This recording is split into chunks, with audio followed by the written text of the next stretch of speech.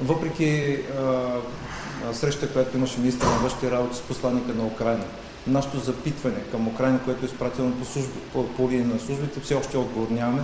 Днес съм бил в комуникация с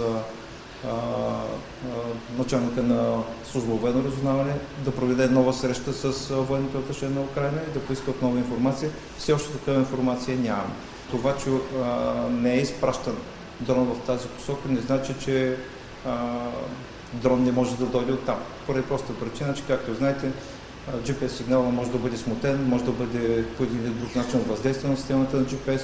Разбира се, и двете страни, участващи в конфликта, използват такива средства за въздействие върху GPS. Идентифицирания и серийния номер производство, което е на този дрон, и сме го изпратили още в събота в Украйна и искаме от тях информация.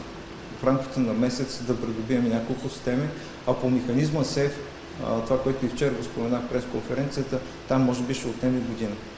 Поради проста причина, че такива продукти, готови, произведени, да стоят и да чакат, няма. Те се правят по поръчка.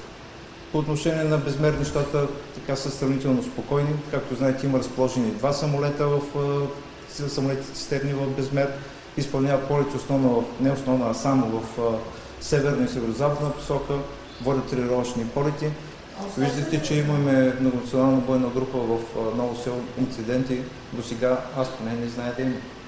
За сега от американската страна уверението, че са спрели на 2 до 4 самолета, но вероятността е да останат 2.